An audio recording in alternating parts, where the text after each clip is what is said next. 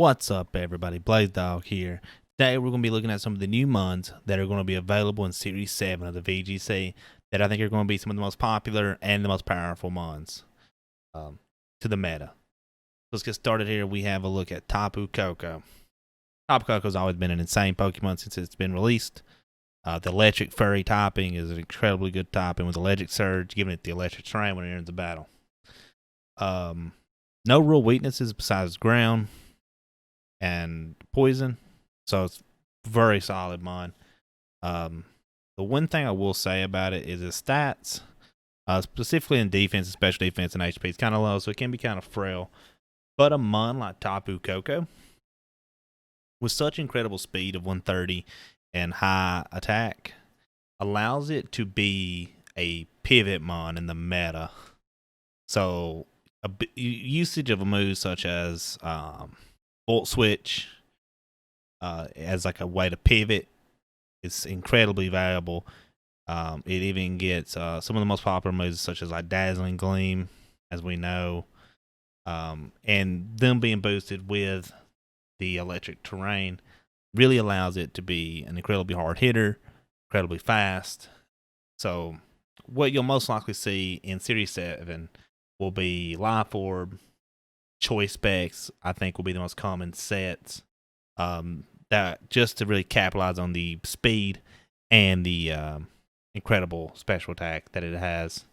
So that'll be something to definitely look out for. The next mon we have here is Zapdos Galler form. I know a lot of people are excited for regular Zapdos, and we'll maybe cover the three birds and their counterparts in another video, but I really want to focus on Zapdos Galler. A lot of people that I spoke to thought this would be the best of the three birds. The Defiant really allows it to be very dangerous in a meta where Landorus and Incineroar Intimidates are going to be so powerful.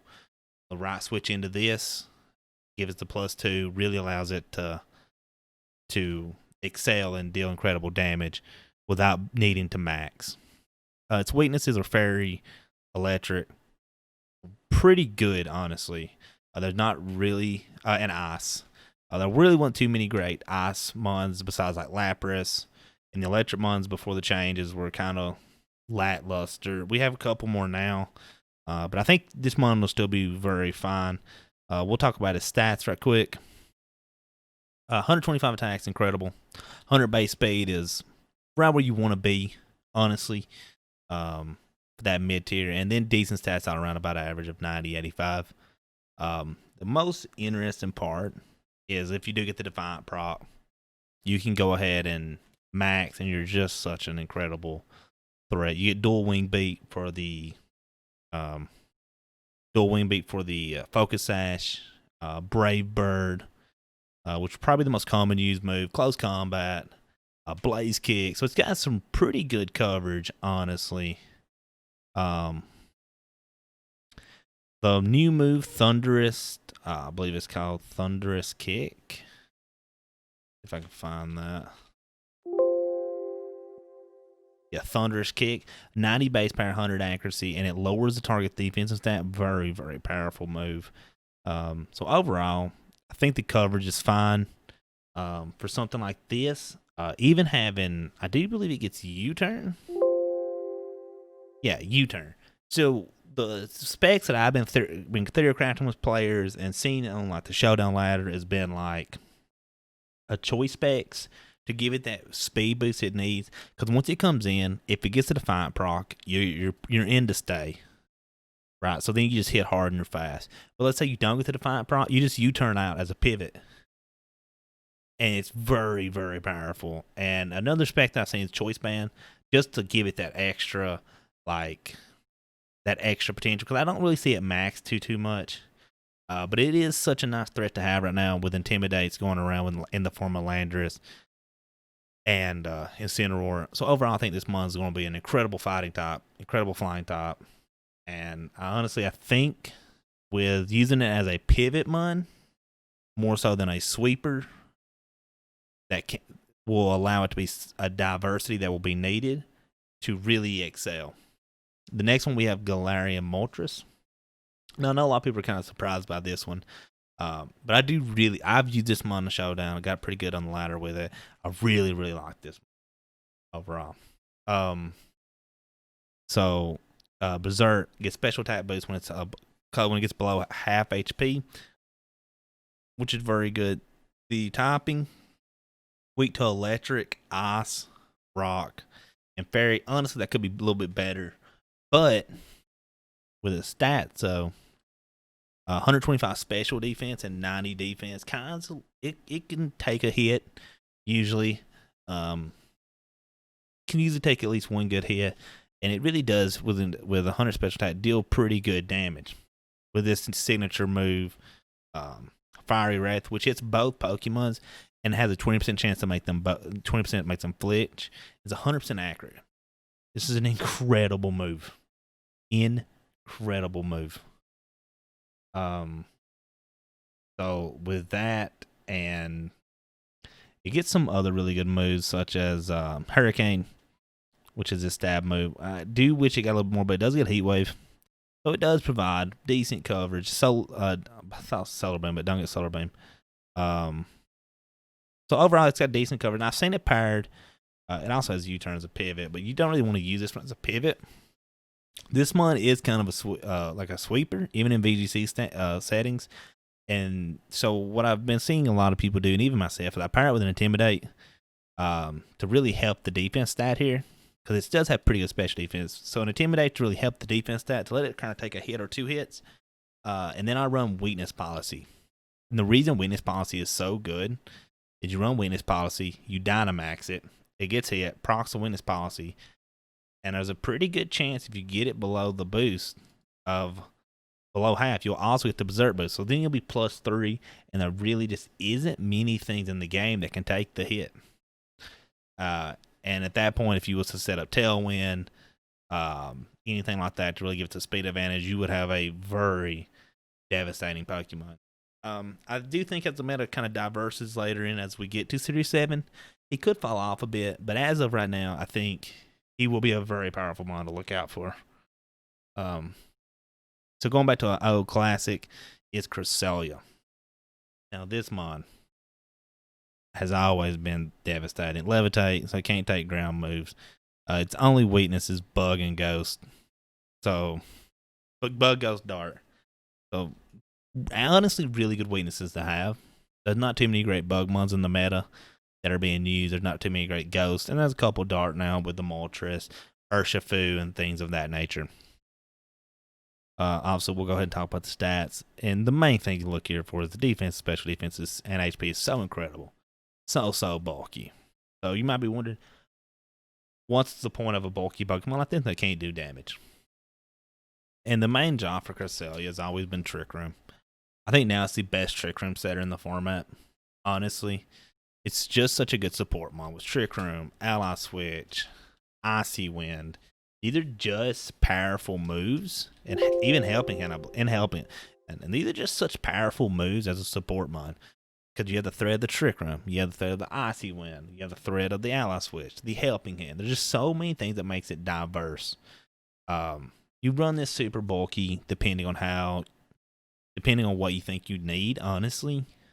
Probably special defense, honestly, because I think the strongest physical attacker is Urshifu, and Urshifu can't OHKO. So it's a mon that requires you to like double up into, or it gets Trick Room up. And there's a chance if you double up into it, you still don't kill it, and it still gets Trick Room up. So there's just so much power. It even has Sunny Day, Rain Dance. I mean, it's arguably one of the best support mons of all time. And this is a mon you will be seeing a lot of, I think, for the rest of Series 7 as a Trick Room setter. Next up, we have Cortana. This is a kind of an interesting one. I've seen a lot of people use it.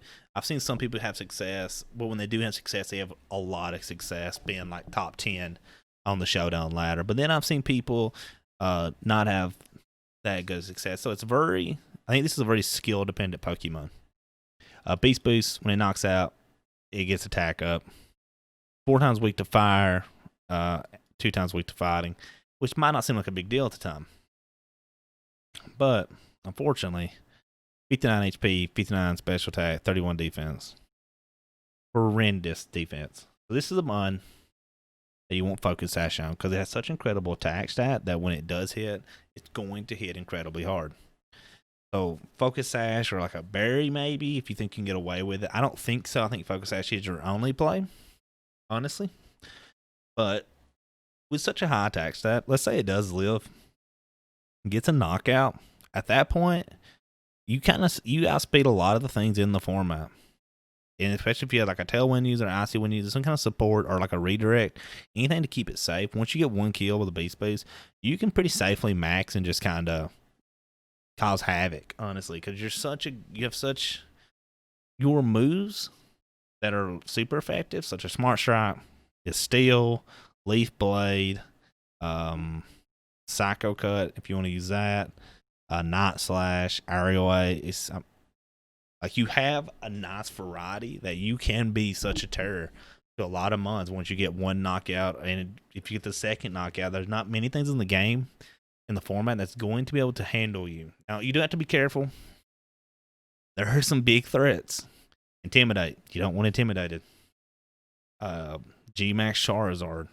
I know some people don't think it's on which, granted, Landorus kind of help you with G-Max Charizard because a Landorus Rock Slide will be devastating to him. So the fire mons in the formats are kind of but like before, as we talked about with Moltres and Zapdos, there's a lot of mons that can get like a 1 or 2 fire coverage move, and with such weak stats, it'll be enough. So I do think this mon's gonna be very, very good in the right hands. Very high ceiling, but very high skill cap to use, I do believe. Brings us to our next new mon, Regieleki. So this mon powers up electric types moves, which is fine. Weakness is only ground, which is very good. Honestly, there's not too many things to be concerned about with that, but it has low defense, low special defense. So it can get one shot quite easily. So I would recommend a focus sash. But one thing we need to definitely talk about, 200 speed. It's the fastest thing in the format. Will always be the fastest thing in the format, which makes it an incredible, incredible, incredible pivot mon. This is a mon that can come in with 100 special attack, which is decent, and it powers up its own electric attack and its stab, so it really does hit hard. But a mon like this is such an incredible pivot mon. The only issue, your move pool is not that good. You have Thunder, Thunderbolt, Electro Web, Electric. You have Volt Switch,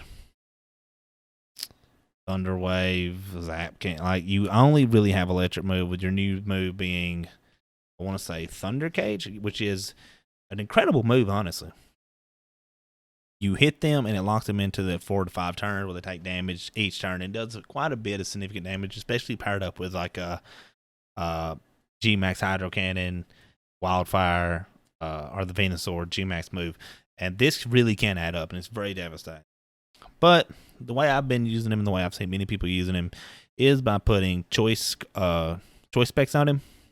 Because you're so fast, you just want more attack, right? And then if they bring in something that you don't want to see, you Volt Switch out. If you're okay with what's there, you Thunder Cage it, Thunderbolt it. Very, very powerful. Or some other things we've tested is Focus Sash, let it live a hit, and go from there. But honestly, I think Choice Specs is better, because if I remember right, Thunder Cage goes away whenever he leaves the field. I have to double check that, but I think it goes away every time he leaves the field, if he dies or if he Volt Switches out. But overall, I think this Pokemon is very, very powerful. I think you'll see him a ton early in the format, and he may start to fall off later in the format. But it's definitely something to look out for. And next we have Metagross. And this one's interesting to me, right? Because a lot of people didn't think this Pokemon would be as popular once it doesn't have its Mega Form. But still Psychic, incredible typing. And what really I think makes this Pokemon so good is Clear Body. It can't have its stats lower to Dynamax moves, which is such an important aspect in this format. And even going back to Zapdos, that another thing, Defiant. When you have your stats lowered, it can't. So it's incredible. This is an incredible thing, not be able to lower your stats and be able to benefit from lower stats. I think that's what makes it incredible. Its weaknesses are dark, ground, fire, but it's so bulky 130 defense, 90 special defense. It's all kind of bulky enough that it can live quite a bit, especially if you was a Dynamax, which is what I've mostly seen it for. Is like a Dynamax a Dynamax user. Has very good move pool.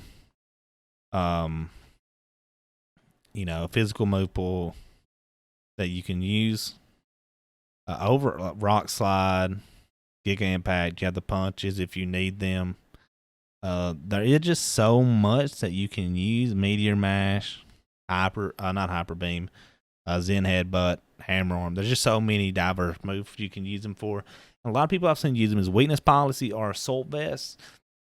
I've leaned more toward the Assault Vest just because I want a little bit more in the special defense category because he is a max candidate for me in almost every one of my games that I use him. So I just want a little bit more bulk onto him, get him in the Dynamax, let him get the defense buffs from his Max Steel Spike or Ground or Psychic or whatever we need. So that's how I've been playing him, and I think that's my preferred method of playing him. And I do think he is going to be a menace in the meta from start to finish. Such good topping, such good moveset. Incredible. Next up, we have Tapu Feeny. Misty Surge gives Misty Terrain, and its only weakness is Grass, Electric, Poison, which is incredible, right? Because the Grass Mons are kind of falling off a little bit due to the introduction to so many flying Mons coming back into the meta, and with the Grass kind of going down, Poison's kind of going down. Electric's kind of on the rise, which could be problematic later, but we'll go ahead and talk about his stats. 130 special defense, 115 defense. Incredible stat line to be bulky. The way I have been seeing people play this, the way I have been playing it is Calm Mind. Just set up your Muddy Water and your Dazzling Gleam, or I do believe you get Moonblast. So you can kind of go either way. So the way I've been playing is you Calm Mind to get it to +1/+1, then you Dynamax, and it can really, really get the tempo going, especially if they lead very weak into it. I usually use a Citrus Berry or a Wiki Berry, depending. Overall, though, this Tapu Fanny is going to be a menace in the meta, as it can kind of deal with Landorus and other very important mons. Keeps all the fire mons in check. It keeps dragons in check. So I just think overall in the meta and it's such a good sleeper of a sweeper to like new players, unexpecting players. Because once you get one Calm Mind off, if they still don't have a good switch in, you get the second Calm Mind off, and then you max. It's so difficult for someone to recover from all that's happened. So I think that's a good way to capitalize on the inexperience of some players. So I think overall this will be a very, very strong mon. Next we have the Pony. Glacier? I'm not sure how to pronounce it exactly, but the Pony has Chilling Neigh. Gets an attack boost. Its weakness are Rock, Steel, Fighting, and Fire. I don't think his weaknesses kind of are problematic, realistically. Was the new Zapdos, Charizard, if it still can find some plays with Torkoal, Steel with Metagross, there is something to be concerned about. But 110 special defense, 130 defense, 145 attack with 100 HP. It's bulky. It can survive those tough hits. I've seen Weakness Policy, which is a menace on it. 30 speed. Might be wondering where the 30 speed might come in if you're a new player. Well, the 30 speed will come in with the Cresselia and the Trick Room. Trick Room makes it where the slowest mon goes first. 30 speed is incredibly slow. It will start to go first. If you was a Weakness Policy, it will be a menace. Then once it gets one knocked out, Chilling Neigh procs, and it gets a +3. And at that point, you're in a lot of problems. And Ice isn't bad.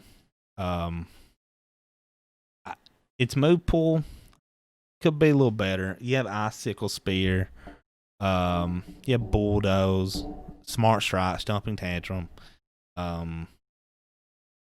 Giga Impact. Let me think of another one here. Icicle Crash, Avalanche. So your strongest, Icicle Crash being your strongest ice move. You're not super, super strong, but you do have enough diversity in ice and then in physical and then dark, steel, and ground. So you have enough diversity to cover a lot of the format. I think the key to this mon, though, is keeping it alive until the Trick Room goes up and then letting it be a max candidate to really carry your team, getting the Chilling Day knockouts. You can go live for weakness policy, or if you just want to add to the bulk, maybe an Assault Vest, just depending on how you want to play it. But this mon, I think, will be very, very powerful in Trick Room. And as it stands at this moment, I think it's the better of the two mons. That could change later, the format develops, but at the moment, I think this is the better of the two mons. Next up, we have Landorus. The boy. The fear. Obviously, people as played before know Intimidate when it lowers the attack. Its weakness is ice and water. There isn't a great ice type mon unless you set Trick Room up. And most ice are weak to ground, which he has. So he can cover most of his own weaknesses. And ice just isn't a super strong typing, even with Glacier. Even though I do think Glacier is going to be incredible. Rock being its weakness, not ground. You just have some problems that are presented. You're a flying type, but you can't be hit by electric. Ice water is your best bet. Those are strong, of course. But we'll go to the stats down here. 91 speed. Yeah, there. 100. Wait, we're Landorus T. Yeah. I got so confused for a second. We're Therian. 105 special attack, 145 attack, which is incredible. Decent HP, special defense, and speed. So it's about average overall. What makes this mon so great is Intimidate, and it's a very powerful pivot mon. Choice Scarf, Assault Vest, Adamant or Jolly, depending. Your move pool is just incredible. Stone Edge, Superpower, Iron Tail, Outrage, Earthquake, Brutal Swing, Bulldoze, Fling, Payback, U-Turn, Sand Tomb, Rock Slide, Brick Break, Facade. I mean, your move pool is so insane, fly, that he's such a diverse mon, and he feels the lead road better than any mon in the game. Arguably, him and the Cineroar are going to be some of the most seen leads in the game.